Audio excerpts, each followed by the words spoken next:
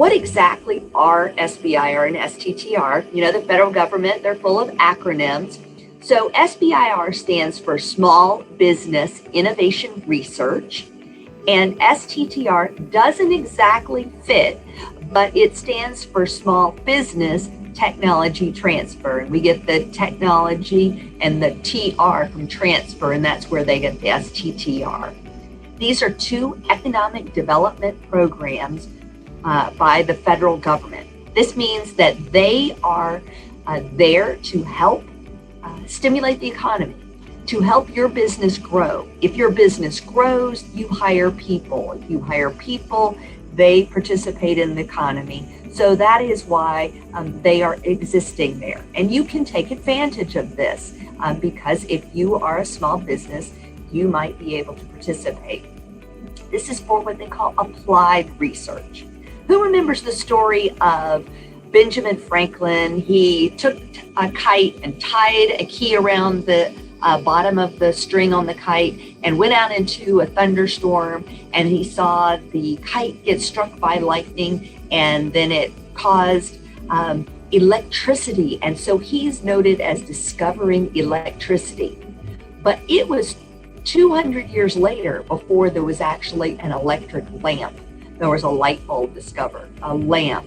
Then there was the infrastructure of getting electricity to your individual homes so that we can now participate on this Zoom call.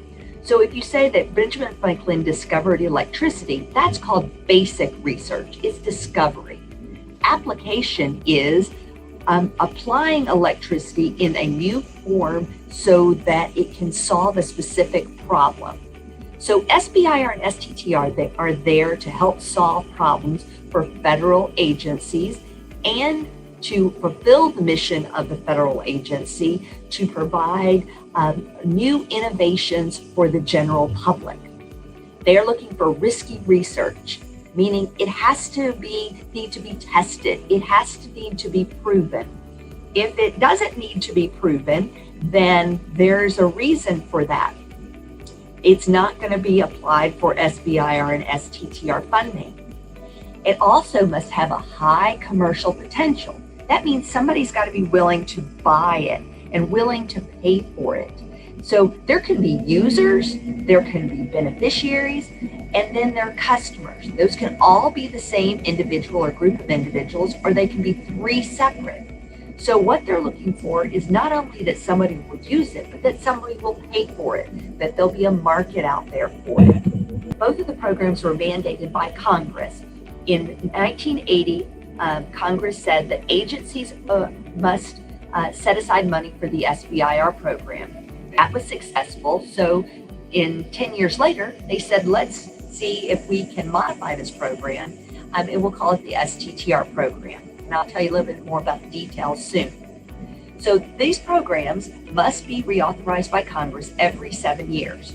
So we are currently good until September 30th, 2022, the end of that fiscal year. So then it'll need to go before Congress again before being reauthorized. So Congress said that federal agencies that have over $100 million in their external research and development budgets must set aside money for SBIR. And agencies that have over $1 billion in their external research and development budget must set aside money for both the SBIR program and the STTR program. So what is external research and development? Not all agencies qualify. External means they are already going to be sending it outside the agency. They're already going to be giving grants or contracts to maybe prime contractors such as Lockheed or Georgia Tech or University of Georgia or whomever. So it's going outside the agency to pay for research and development. So they said these large agencies must set aside money because they're already sending it out. So let's set aside some money just for the small businesses for these two programs. It is governed by the SBA, the Small Business Administration, has authority over the programs. And so the SBA is able to then say, I'm going to set aside policy directives and tell how these two programs should work.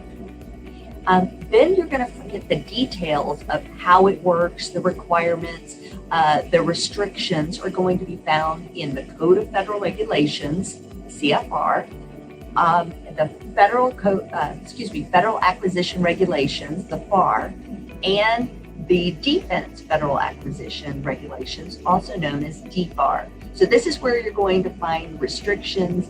It's going to find out who can qualify, who can't qualify, how the process works.